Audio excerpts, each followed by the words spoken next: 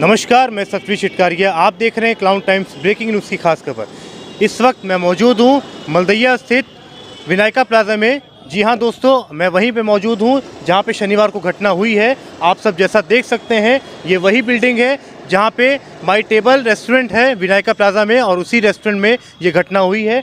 और यही बिल्डिंग है जहाँ से सूरज सिंह कूद के उनकी मौत हुई है। बताया जा रहा है कि वो 8वीं मंजिल से कूदे हैं और कूद के उनकी मौत। जैसा कि बताया जा रहा है कि वो अपने बचपन के दोस्त बबलू शाह के साथ आए हुए थे यहाँ पे डिनर करने के लिए। ये जांच का विषय है, ये बता पाना मुश्किल है कि वो कूद के जान दी उन्होंने या उनको धक्का दिया गया है। ये सीसीटीवी फुटेज, कैमरा, सब कुछ खंगाला जा रहा है और सारी चीज़ें इन्वेस्टिगेशन में है और ये अभी क्लियर नहीं है कि पूरा मामला। जैसा कि आप सब देख सकते हैं, ये विनायका प्लाजा बिल्डिंग यही है और इसी के अंदर माई टेबल रेस्टोरेंट है।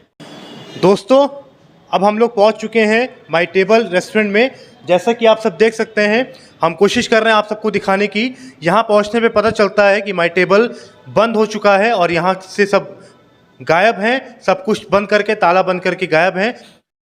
आप सबको मैं दिखाना चाहूँगा कि बहुत कोशिश और प्रयास के बाद मैं आप लोग को दिखा रहा हूँ कि माई टेबल में हम लोग पहुँच चुके हैं और यही है जहाँ पे शनिवार की रात को घटना हुई है। वो यही जगह है जैसा कि आप सब देख सकते हैं।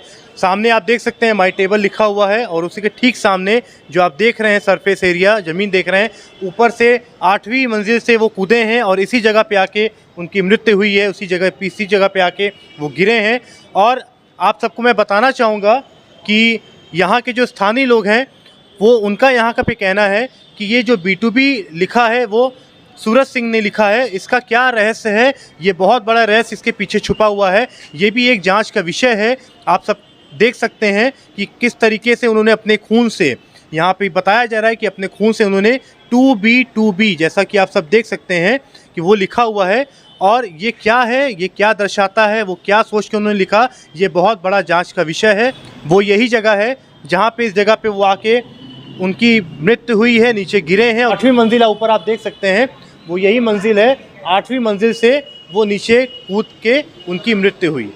आइए हम बात करते हैं उदय सिंह जी से, जो माई टेबल रेस्टोरेंट के असिस्टेंट मैनेजर हैं। उदय जी, पहली चीज़ आपसे पूछना चाहेंगे कि जो घटना हुई है, उस घटना का क्या पूरा मामला था?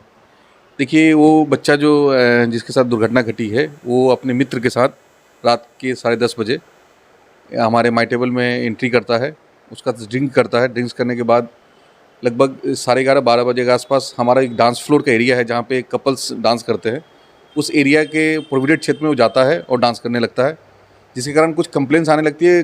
कुछ बच्चियों के कंप्लेन आते हैं कि वो हमको टच कर रहे, गलत तरीके से उनको टच कर रहे हैं, जिसके कारण हमारे बाउंसर्स आते हैं इशारा करने पे। वहाँ के रिपोर्ट होने के बाद फिर वो आकर उनको बाहर करते हैं।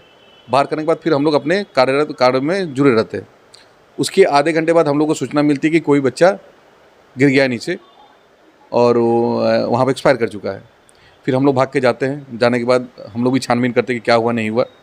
उसके बाद पुलिस आती है वहाँ पे। पुलिस आने के बाद वो भी जांच करती है। उसके बाद सारे फुटेज खंगाले जाते हैं।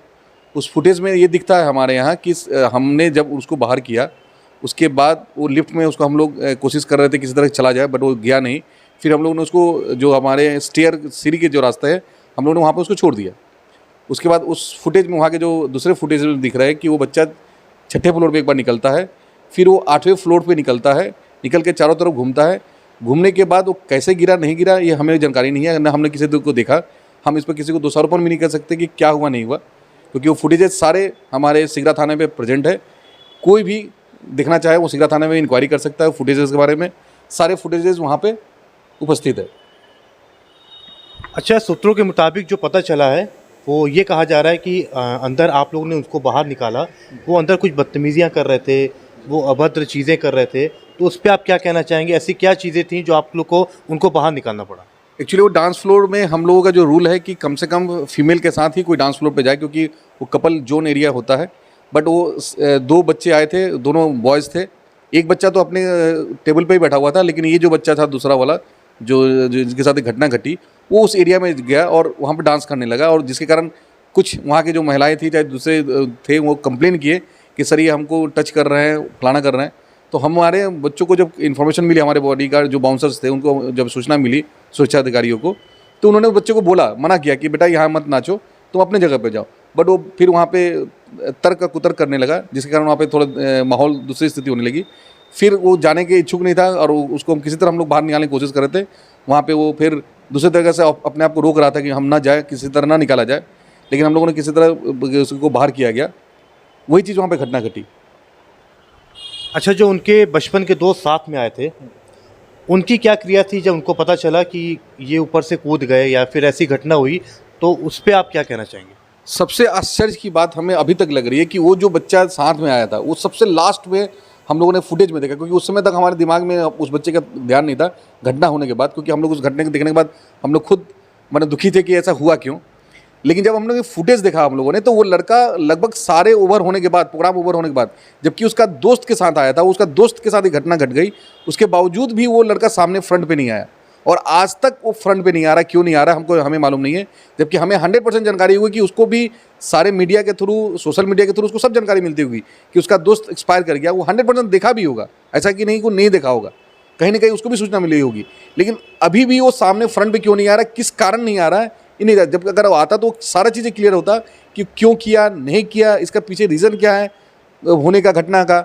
ये जो दोषारोपण हो रहा है कि नहीं बाउंसरों द्वारा मार दिया गया, हत्या कर दी गई और हत्या करके फेंक दिया गया, इसका खुलासा वो पूरी तरह से कर सकता था, क्योंकि 8वें फ्लोर पे उसको दिखा गया। इसका मतलब कि कहीं ना कहीं वो हमारे फ्लोर से निकलने के बाद जीवित था। लेकिन ये दोषारोपण किया जा रहा है, तो दोषारोपण का हम कोई जवाब नहीं दे सकते। ये तो फिर साक्ष्य के ऊपर है, साक्ष्य सबके सामने है, वो खुद कोर्ट में प्रूव किया जाएगा कि क्या है नहीं है। अच्छा, बताया जा रहा है कि वहाँ पे जो माई टेबल्स के रेस्टोरेंट में जो बाउंसर थे, वो उन्होंने ऊपर से उनको फेंका, उन्होंने मारा, इस पे कितनी सच्चाई है? सर मैं अभी भी आपको बताना चाहता हूँ कि रात के सारे लगभग उसको 12 के आसपास हम लोगों ने बाहर किया, 12:30 के आसपास। रात के 1:10 1:15 में वो ऊपर 8वें फ्लोर पर दिख रहा है घूमता हुआ, जिसका फुटेज ऑलरेडी पुलिस के पास है, सिगरा थाने में प्रेजेंट है। तो फेंकने का कोई मतलब ही नहीं बनता। अगर हमारे बाउंसर फेंके रहते, मार दिए रहते, तो इतने रात को इतने बजे घूमता हुआ दिखता नहीं ऊपर 8वें फ्लोर पे। या जो भी दोषारोपण जो किया जा रहा है वो गलत किया जा रहा है। इसका खंडन हम लोग ऑलरेडी कर चुके हैं कि हमारे द्वारा किस तरह कोई घटना नहीं की गई है। साक्ष्य आपके पास मौजूद हैं, कृपया आप उस साक्ष्य को देखें, उसके बाद हमसे कोई दोषारोपण करना हो करें, बट गलत दोषारोपण न करें, जिसे हम लोग एक तरह से विक्टिम की तरह से देखा जा रहा है, वो इस मुद्दे में नहीं है। अच्छा, जहाँ पे उनकी मृत्यु हुई उसी एरिया में वहाँ पे एक बहुत बड़ा रहस्य है, जहाँ पे बताया जा रहा है 2B2B का जो रहस्य है, उस पर आप क्या कहना चाहेंगे, कितनी सच्चाई उस पर है? सर अगर आप उस फुटेज को देखेंगे, उस फुटेज को देखने के बाद आपको खुद समझ में आएगा कि वो जो लिखा हुआ चीज़ें हैं, वो अगर आप उस घटना के पहले भी देखेंगे तो पहले से लिखा हुआ है, वो बाद में नहीं लिखा गया है। और ये कथन ही गलत है कि बच्चा जाकर लिखा है और फुटेज कोई रहस्य छोड़ के गया है। आप कृपया फुटेज देखें, आपको सारे फुटेज में दिख जाएगा कि क्या है नहीं है, क्योंकि उस बिल्डिंग में लिखा हुआ है, वो बिल्डिंग हमारी नहीं है, वो बिल्डिंग विनायक प्लाजा की है, वो दूसरे ब्लॉक में लिखा हुआ है, हमारे ब्लॉक में भी नहीं लिखा हुआ है। तो कृपया उसकी जांच की जाए, अगर उसमें कुछ दिखता है आपको तो पूछा जाएगा कि। अच्छा उदय जी, अभी हम लोग विनायका प्लाजा गए थे और वहाँ पे जाने के बाद हम लोगों ने माई टेबल पे जब वहाँ पे रेस्टोरेंट में गए तो वो बंद मिला मुझे। उसके पीछे क्या कारण है बंद होने का? नहीं, बंद नहीं है वो। एक्चुअली उस दिन की घटना के बाद कुछ चीज़ें बच्चों में आई थी कि दिखने में सही नहीं लग रहा था हम लोग को, तो अंदर हम लोग क्लीनिंग कर रहे हैं। क्लीनिंग करा के जो अंदर गंदगी थी, जो क्योंकि उस दिन जिस दिन घटना के बाद वो क्लीनिंग नहीं हो पाया था, प्रॉपर्ली क्लीनिंग होती है, जैसे रात में कोई फूड वूड पड़ा रहता है तो क्लीनिंग नहीं हो पाती है। तो 2 दिन से हम लोग इसी में व्यस्त थे, तो बंद ऐसा नहीं है, उसको अंदर क्लीनिंग की जा रही, क्लीनिंग करके वहाँ पे हम लोग उसको ऑन कर देंगे। नहीं, हम लोग ने जब वहाँ हमारी टीम पहुँची, हम लोग जब वहाँ पहुँचे तो वहाँ बिल्कुल अंधेरा सन्नाटा, कोई वहाँ नहीं, सब कुछ सब गायब हैं। तो इसके पीछे क्या कारण है? ये मतलब प्रशासन की तरफ से ये बंदी है या किसी ने कहा है आपको ये बंद करने के लिए? इसके पीछे क्या कारण है वो पूरी बात बताएं। नहीं, ऐसे कोई बंदी नहीं है वहाँ पे, किसी प्रशासन के द्वारा भी बंदी नहीं है। ये बात हम गलत नहीं कहेंगे कि प्रशासन बंदी किया गया है उसको। वहाँ ऐसा कोई घटना नहीं घटी थी जिस कारण बंद किया जाए, बस वो क्लीनिंग प्रॉपरली हुई नहीं है अंदर से।